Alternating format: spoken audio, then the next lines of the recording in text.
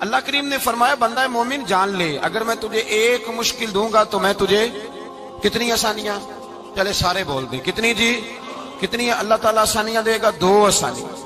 ہم لوگ اچھا جب ہمارا ذہن بن جاتا ہے نا کمزوری کا، ہمارا جب مزاج بن جاتا ہے مایوسی کا، پھر معاملہ ذرا ہمارے لیے گمبھیر ہو جاتا ہے۔ اگر ہم یہ ذہن بنائے نا کہ مشکل میرے اللہ کی طرف سے آئی ہے تو وہ مجھے آسانی بھی ضرور عطا کرے گا، تو پھر اللہ ضرور ہی آسانیاں عطا فرماتا ہے۔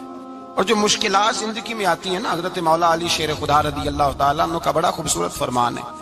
حضرت علی فرماتے ہیں جب تجھے مشکل آتی ہے تو وہ تجھے رب کا پتہ بتانے آتی ہے، وہ تجھے اللہ کا پتہ بتاتی ہے، اس لیے کہ جب تو سارے اسباب کر لیتا ہے، جو ضرورت ہوتی ہے پوری کرتا ہے، تندرست ہو کے وہ کام کرتا ہے، پھر بھی کام نہیں ہوتا، تو اس کا مطلب ہے کرنے والا تو نہیں، کرنے والا کوئی اور ہے، جو کام کرنے والا کوئی اور ہے۔ تو عزیز بھائی یاد رکھیں، ہر مشکل کے ساتھ اللہ نے آسانی رکھی ہوتی ہے۔ اگر اللہ تبارک و تعالیٰ بیماری عطا کرے تو اس کے ساتھ اللہ پھر جو تندرستی دیتا ہے وہ بھی بڑی اعلیٰ ہی عطا فرماتا ہے۔ اگر اللہ کبھی غربت دے تو پھر اس کے بعد جو اللہ تعالیٰ آسانی دیتا ہے وہ بھی بڑی اعلیٰ ہی عطا فرماتا ہے۔ اگر کہیں سے آپ کو دکھ ملتے ہیں تو پھر جب سکھوں کا وقت آتا ہے تو پھر گنے نہیں جاتے۔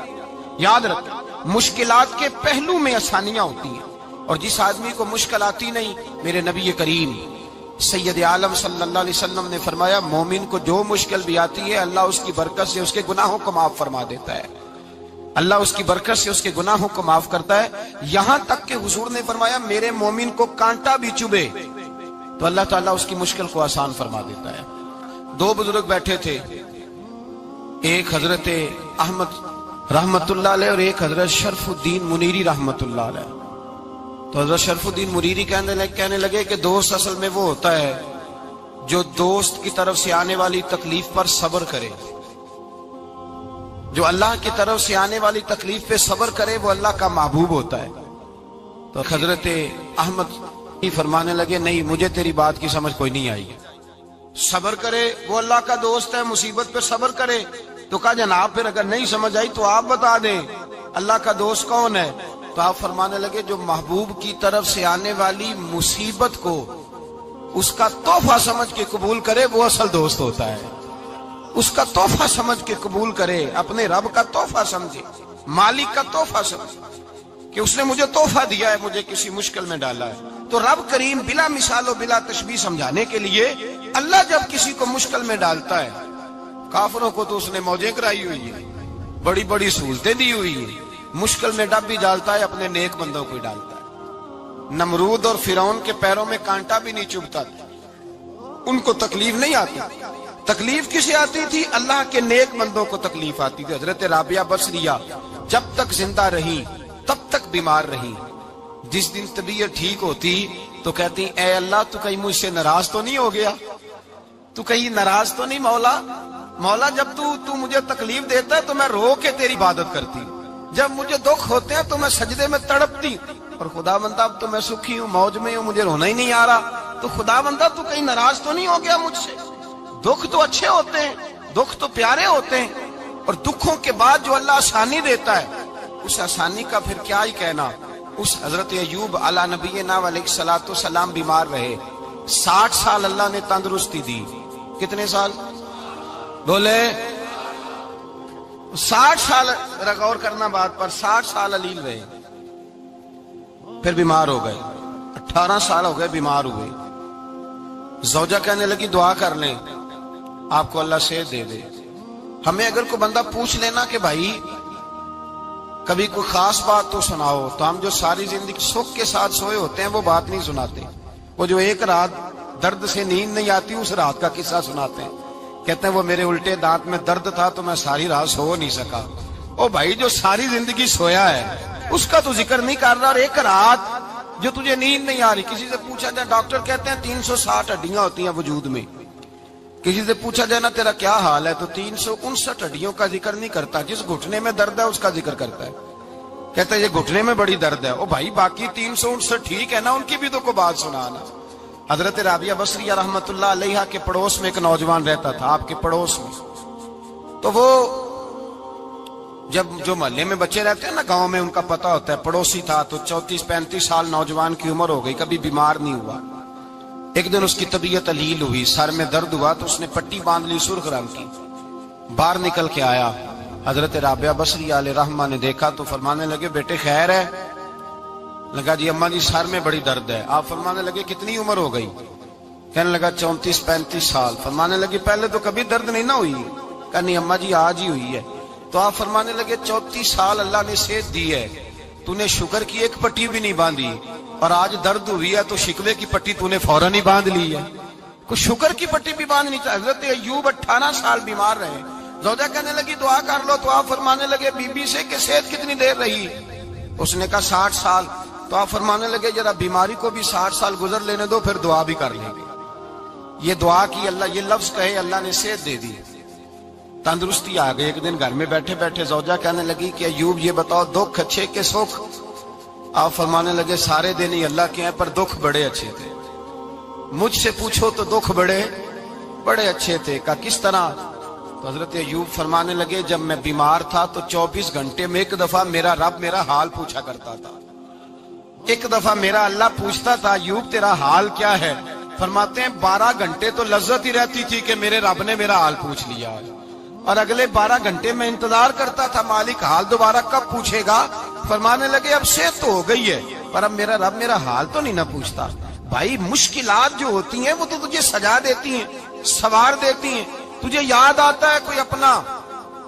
جب تجھے درد ہوتی ہے نا، تکلیف ہوتی ہے، پھر تیرا دل کرتا ہے کوئی کندھا ملے جہاں میں سر رکھ کے رہوں۔ پھر اسی لیے تو کسی درویش سے کسی نے پوچھا تھا اپنا کون ہوتا ہے؟ تو کہا جو تجھے دکھ کے وقت یاد آئے وہ تیرا اپنا ہے، جو تجھے عین آزمائش کے وقت یاد آئے اور تجھے اس کا نمبر فوراً تیرے موبائل پہ چلنے لگے وہ تیرا اپنا سجن ہے، جس کو تو دکھ کے وقت یاد کرے۔ تو بھائی مشکلات کے بعد جو اللہ آسانی دیتا ہے، حضرت ابراہیم کو آگ میں بھی پھینکا گیا، حضرت ابراہیم علیہ السلام کو ستایا بھی گیا، نکالا بھی گیا، لیکن جب ان مشکلات سے گزرے تو میرا رب فرماتا ہے وَإِذِ ابْتَلَىٰ إِبْرَاهِيمَ رَبُّهُ بِكَلِمَاتٍ فَأَتَمَّهُنَّ قَالَ إِنِّي جَاعِلُكَ لِلنَّاسِ إِمَامًا۔ کہا جب ابراہیم پورے اترے تو پھر ہم نے انہیں امام بنا دیا۔ یا اللہ کس طرح کی امامت دی؟ فرمایا میں نے اتنی اعلیٰ شان عطا کی ہے کہ اپنے لاڈلے رسول کو جناب ابراہیم کی نسل میں پیدا فرما دیا ہے، میں نے مصطفیٰ کو ان کی نسل میں پیدا کر دیا، قیامت تک کے لیے ان کا وقار بڑھا دیا۔ اللہم صلی علی محمد وعلی آل محمد کما صلیت علی ابراہیم وعلی آل ابراہیم، ان کی عظمت بڑھا دی، اس لیے کہ جب وہ آزمائش سے گزر کر کے آئے پھر جو آسانی دی۔ میرے نبی پاک صلی اللہ علیہ وسلم نے دین ابراہیمی کی بہت ساری چیزوں کو رکھا، کہا میں ملت ابراہیمی پہ ہوں۔ جب کوئی مشکلات کو عبور کر کے آتا ہے، جب کوئی تکلیفیں سہ کر کے آتا ہے، اس کے لیے جو اجر ہوتا ہے، اس کے لیے جو پھر اللہ کتنی ذرا بڑی توجہ کیجئے گا۔ لوگ سمجھتے ہیں فلاں آدمی مشکل میں ہے تو شاید مشکل میں ہی رہے گا، فلاں آزمائش میں ہے تو شاید میرا اللہ فرماتا ہے ایک مشکل دے کے میں 2 آسانیاں بھی دوں گا۔ تم مشکل دیکھ رہے ہو، مشکل نہ دیکھو، وہ جو اس کو بعد میں آسانی آنے والی ہے، اور ڈبل جو میں اس پر نعمت کرنے والا ہوں اس کو دیکھو۔ حضرت یوسف کو بھائیوں نے کنویں میں ڈال دیا تھا، اور جب کنویں سے نکلے تو مصر کے بازاروں میں بکے، اور پھر زلیخا نے الزام لگایا تو حالات بگڑ گئے، حضرت یوسف کو جیل جانا پڑا۔ کتنی کٹھن زندگی تھی، لیکن میرے مالک کو کچھ اور ہی منظور تھا۔ کنویں میں گرنے والے، بازار میں بکنے والے، جیل میں جانے والے، الزام لینے والے جناب یوسف کو رب کریم نے اسی مصر کا بادشاہ بنا دیا، اللہ پاک نے اسی مصر کا حکمران بنا دیا۔ یاری تیری سونا پر ازمیشاں تیریاں اگ، اے سونا پرکھیا جامندائی پہلو نال اگاں دے لگ، اس کے لیے تھوڑا سا جتن کرنا پڑتا، تھوڑے کٹھن حالات سے گزرنا پڑتا، تھوڑی آزمائشوں کا روپ دیکھنا پڑتا۔ ہم چاہتے ہیں کہ ہمیں چھیڑے کوئی نہ کوئی تکلیف نہ آئے، کوئی آزمائش، یہ ہو نہیں سکتا میرے بھائی۔ نامی کوئی بغیر مشقت نہیں ہوا، 100 بار جب عقیق کٹا تب جا کر نگی ہوا۔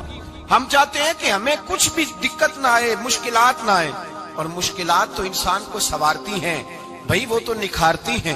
کبھی پوچھا کرو جا کر کے کسی گندم کے دانے سے کہ تو کہاں سے ہو کے آیا ہے، کہاں سے نکل کے آیا ہے، تو وہ بتلائے گا کہ بڑے مشکل مراحل سے گزرا ہوں، اور پھر اللہ نے مجھے طاقت دی ہے کہ میں انسان کے وجود کا حصہ بنا۔ تو بھائی کٹھن مراحل، آزمائشیں، تکلیفیں، یہ انسان کو بڑا انسان بنا دیتی، یہ اس کے لیے ترقیوں کا پیش خیمہ ہوتی۔ ہمارے جوان پریشان ہو جاتے ہیں، عورتیں خاص کر کے اس بات پہ توجہ کریں، وہ بڑی جلدی غم لے جاتی ہیں، وہ کہتی ہیں جانے میرا کچھ ہوگا ہی نہیں، جانے میرا کچھ ہو ہی نہیں سکتا۔ میرے بھائی درجنوں اور بیسیوں لوگ ایسے ہیں جن کی اولادیں نہیں تھی لیکن نام ان کا ان سے بھی زیادہ ہے جو بڑے بڑے صاحب اولاد۔ حضرت عبداللہ مزنی حضور کے غلام تھے، قبیلہ مزن کے رہنے والے، والد فوت ہو گئے، چچا نے پالا تھا، اسلام قبول کر لیا۔ چچا اسلام کا بڑا دشمن ہے، حضور کا نام آئے تو جلال کرتا، حسد اور بغض میں جل جاتا، بڑی اسلام کے ساتھ دشمنی اور عناد رکھتا ہے۔ حضرت عبداللہ کہتے ہیں پہلے تو میں عشق رسالت کو دباتا رہا، پھر یہ چنگاری شعلہ بن گئی، پھر کہ یہ ہلکا سا جذبہ سمندر اور صحرا کا روپ دھار گیا۔ فرماتے ہیں ماں تھی اور میں تھا، میں گیا جا کے چچا سے کہا میں نہیں رہ سکتا۔ کہاں جائے گا؟ تو میں نے دھیمے لہجے میں کہا میں مدینے جاؤں گا، اب میں رسول اللہ کے مدینے جاؤں گا، اب میرا گزارا نہیں ہوتا، اب میں جاؤں گا۔ کہتے ہیں چچا کہنے لگا اچھا وہاں جائے گا؟ تجھے میں نے پالا، میں نے پوسا، وہ مکان میں نے تجھے بنا کے دیا، تیری جیب میں جو پیسے ہیں میرے دیے ہوئے ہیں۔ کہتے ہیں میں نے کہا چچا میں سارا کچھ سوچ کے آیا ہوں، مکان بھی تو رکھ لے، پیسے بھی رکھ لے۔ کہتے ہیں اس نے ہر چیز رکھوا لی۔ جب پلٹنے لگا تو چچا کہنے لگا جو کپڑے تو نے پہنے ہیں یہ بھی میں نے خرید کے دیے تھے۔ حضرت عبداللہ فرماتے ہیں میں نے وہ کپڑے بھی اتار کے دیے، برہنہ حالت میں میں ماں کے پاس گیا اور میں نے کہا اماں میں پہلے بھی تو ننگا پیدا ہوا تھا، تو نے ہی کپڑے پہنائے تھے، میرا پھر بدن ننگا ہو گیا ہے، کپڑے دے دے۔ کہتے ہیں 2 بیبیوں والے کپڑے اماں نے دیے، ایک میں نے تامت باندھ لی، دوسرا اوڑھ لیا اور مدینے پہنچا۔ کہتے ہیں جب میں ٹھنڈی رات مدینے پہنچا تو کالے رنگ کے حبشی غلام حضرت بلال دودھ کا پیالہ لیے کھڑے تھے، ہاتھ میں کھجوریں تھی، کمبل تھا، کہنے لگے آجا آجا، مصطفیٰ نے فرمایا تھا قبیلہ مزن سے میرا غلام آ رہا ہے، میں ساری رات سے تیرا انتظار کر رہا ہوں۔ حضرت جناب سیدنا عبداللہ رضی اللہ تعالیٰ عنہ فرماتے ہیں میری مشکل آسان ہوئی، فرماتے ہیں مجھے مدینے میں اعزاز مل گیا، مجھے عزت مل گئی، ہر آدمی میری قدر کرنے لگا۔ گویا بزرگ کہتے ہیں کہ حضرت عبداللہ دعا کرنے لگے کہ اے اللہ تو نے مجھے بڑی شان دی ہے مصطفیٰ کی گود میں، اگر اسی رحمت کے چھاؤں میں پردہ کر جاؤں تو میری بات بن جائے گی۔ حضرت عبداللہ کا وصال بھی رسول اللہ کی گود میں ہی ہو گیا، گود میں نہ کوئی رشتہ دار، نہ کوئی تعلق دار، نہ کوئی ہمسایا اپنا، نہ کوئی چچا، نہ کوئی ماموں، شہر میں تنہا اسی کسے دے کچھ نہیں جے لگ دے تے نہ کوئی ساڈا دردی، تنہائی۔ جنازہ اٹھا تو اٹھانے والے کون ہیں؟ ابو بکر صدیق، فاروق اعظم، عثمان غنی، مولا علی، حسنین کریمین جنازے میں شامل۔ میرے رسول پاک صلی اللہ علیہ وسلم نے جنازہ پڑھایا، دیکھو مشکل کاٹی تھی تو آسانی کا رنگ دیکھو، آسانی کا انداز دیکھو۔ حضرت سیدنا ابو دردہ رضی اللہ تعالیٰ عنہ ارشاد فرماتے ہیں مدینے میں رواج تھا کہ جب قبر میں اتارنے لگتے تھے تو قریبی رشتہ دار اتارا کرتے تھے، پر عبداللہ کا تو رشتہ دار ہی کوئی نہیں تھا مدینے میں، کون اتارے؟ فرمایا جب قبر میں اترنے لگے تو حضرت ابو بکر صدیق اور حضرت عمر فاروق اتر گئے کہ ہم قبر میں اتارتے ہیں۔ رسول اللہ نے فرمایا تم باہر نکلو، تم کیوں قبر میں گئے ہو، باہر آؤ۔ کہتے ہم باہر آئے تو اللہ کے رسول اندر گئے، فرمایا کون کہتا ہے اس کا کوئی نہیں، میں جو موجود ہوں، کون کہتا ہے کوئی نہیں؟ فرمایا رکھو میرے ہاتھوں پہ۔ کہتے ہیں حضور کے دست مبارک پہ رکھا اور باہر کھڑے ہم رشک کرنے لگے کہ واہ اللہ تیرا آسانی دینے کا رنگ، آسانی۔ اس نے مشکل برداشت کی تو رب نے مصطفیٰ کے قدموں میں آسانیاں عطا فرمائی، پسے اور حضور نے قبر میں رکھا، نبی پاک نے۔ میرے دادا مرشد کہتے ہیں عشق سرکار کی ایک شمع جلا لو دل میں، بعد مرنے کے قبر میں بھی اجالا ہوگا۔ اور میرے اعلیٰ حضرت فرماتے ہیں لحد میں عشق رخ شاہ کا داغ لے کے چلے، لحد میں عشق رخ شاہ کا داغ لے کے چلے، اندھیری رات سنی تھی چراغ لے کے چلے۔ اور بیدم شاہ بارسی تو حد کر گئے، کہنے لگے پسے مردن، بعد مرنے کے پسے مردن فرشتوں نے جو تلاشی لی تو کیا نکلا؟ فقط ایک دل کے گوشے سے خیال مصطفیٰ نکلا، فقط ایک دل کے گوشے سے خیال۔ اور کامل پیرو نہ دے باہو قبر جنا دی جیوے۔ میرے بھائی نبی پاک صلی اللہ علیہ وسلم کے ساتھ وفا کی تنگی دیکھ کر دقت ساتھ دیا. مکہ مخالفت کرتا تو جناب فاطمہ حضور کا خیال رکھتی. فاطمہ بنت اسد بڑا پیار کیا, بڑی محبت کی مولا علی کی والدہ نے, ہر دکھ ہر تکلیف کاٹی, لیکن رسول کائنات صلی اللہ تعالی علیہ وسلم کا ساتھ نہ چھوڑا. اور یہاں تک روایات میں ملتا ہے کہ جناب فاطمہ الزہرا جب بیعہ کے ان کے گھر گئی تو باہر سے سودا لا کے دیتی. حضرت فاطمہ سے بڑا پیار کرتی, بڑی محبت, مشکلات میں ساتھ دیا. جب وصال ہوا تو فرماتے کوہرام مچ گیا مدینے میں. لوگ منتیں کرتے تھے کہ حضور کا ایک بال مل جائے تو قبر میں بخشش کا سامان ہو جائے گا. رسول پاک نے فرمایا جب جناب علی کی والدہ کو غسل دے لو تو کفن پہنانے سے پہلے میرے پاس آنا. کہتے ہیں جب غسل دے لیا تو عرض کی حضور غسل ہو رہا ہے, کفن کا کیا کرنا ہے؟ حضور اندر گئے, قمیض بدلی اور جو کرتا پہنا ہوا تھا اتار کے دیا. فرمایا وہ علی کی ماں نہیں میری ماں ہے, اس نے میرے لیے بڑی تکلیفیں سہی ہیں, بڑی مشکل دیکھی ہے. فرمایا اس طرح کرو میرے کرتے میں اسے کفن دو. حضور نے جنازہ پڑھایا, اپنے کرتا لباس مبارک میں کفن دلایا. پھر جب وہ دفن ہوئی تو حضور قبر پہ کھڑے ہوئے, کھڑے ہو کے فرمایا اے اللہ اپنے سارے نبیوں کے وسیلے سے اور میرے وسیلے سے میری اماں کی بخشش فرما دے. پھر جو آسانیاں ملی ان لوگوں کو تو ان کی قبروں تک آسانیاں ملی, پھر ان کو قیامت تک کے لیے آسانیاں ملی جنہوں نے مشکلات کو دیکھا. اور بھائی جو سوئے رہے, جو آرام کرتے رہے, جنہوں نے مناسب ہی نہ سمجھا کوئی کٹھن مرحلہ طے کرنا, جنہوں نے کہا نا نا نا نا ہم تو سکھ کے ساتھی ہیں, ہم تو سکون کے ساتھی ہیں, بھائی ہم تو سلوٹ کے ساتھی ہیں, جب موجیں لگے گی تو دوڑ کے پہنچیں گے, کہیں گے ہمارا بھی تعلق بنتا ہے, ہماری بھی رشتہ داری ہوتی ہے, ہمارے بھی رابطے ہوتے ہیں, پھر دوڑ کر کے پہنچیں گے. اصل ساتھی وہ ہوتا ہے جو دکھ کا ساتھی ہوتا ہے, آزمائش کا ساتھی, مشکلات تجھے اونچا اڑاتی. حضرت سلمان فارسی کہتے ہیں میں نبی پاک کی تلاش میں نکلا تھا, حضور کی تلاش میں نکلا, اور میں نے کئی سال حضور کو ڈھونڈا, کبھی ایک دروازے, کبھی ایک دروازے, کبھی دوسرے دروازے, کبھی تیسرے دروازے. فرماتے میں شہزادہ تھا پر بکتا بکاتا مدینے آیا. میں نے نبی پاک کی تلاش میں یہودیوں کی غلامی بھی کی, تیری تلاش میں پھرا میں جنگل پہاڑ اور دشت میں. فرماتے ہیں بڑی تکلیف کاٹی, بڑی آزمائش دیکھی, لیکن اس دن مجھے سارے دکھ بھول گئے. اس دن میری ساری تکلیفیں آسانیوں میں بدل گئی جس دن میرے نبی نے میرا بازو تھام کے کہا سلمان منا اہل البیت. فرمایا سلمان کو تو میں نے اپنی اہل بیت میں شامل کر لیا ہے. فرماتے ہیں اتنی بڑی فضیلت کہ میں رسول اللہ کے خاندان میں جا شامل ہوا. تو بھائی یاد رکھیں, جب آپ کو مشکل آتی ہے تو آپ کو آسانی دینے کے لیے آتی ہے, جب آپ کی طرف کوئی آزمائش آتی ہے تو آسانی دینے. یہ بات صحیح ہے کہ بیٹیاں پیدا ہونے پہ مشکل ہوتی ہے, ان کے نصیبوں سے ڈر آتا ہے, پر جتنی آسانی اللہ بیٹیوں کے باپ کو عطا کرتا ہے اور جتنی رحمت رب بیٹیوں کے باپ پہ فرماتا ہے اتنی بھی کسی اور کے حصے میں نہیں آتی. اس میں شک کوئی نہیں کہ بوڑھے ماں باپ کو جب سنبھالنا پڑے تو مشکل ہوتی ہے. بوڑھوں کی طبیعت بچوں جیسی ہو جاتی ہے, دقت ہوتی ہے, آزمائش ہوتی ہے, ان کی بات سننا بعض اوقات کڑوا لگتا ہے, ان کی فرمائشیں بعض اوقات بچوں کی طرح ایسی ہوتی ہیں جو حل نہ ہو سکیں. لیکن یہ وہی ماں باپ ہیں جن کی نوکری کے بارے میں میرے مصطفیٰ نے فرمایا اگر تو ایک رات انہیں خوش کرنے میں کامیاب ہوا تو اللہ 2 حج اور 2 عمرے کا ثواب عطا فرمائے گا.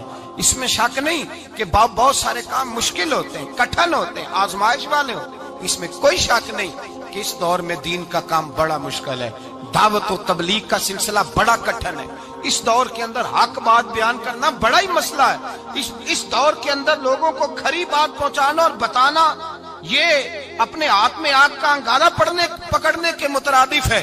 لیکن میرے مصطفیٰ نے فرمایا تھا اس دور میں جب فتنہ ہو من تمسک بسنتی ان دا فساد امہ فلہ اجر 100 شہید. فرمایا اس دور میں جب آزمائشیں آ جائیں, تکلیفیں آ جائیں, اس دور میں جو میری سنت پر عمل کرے گا, رسول پاک کا وعدہ ہے اللہ ایک سنت پر عمل کرنے والے کو 100 شہیدوں کا ثواب عطا فرمائے.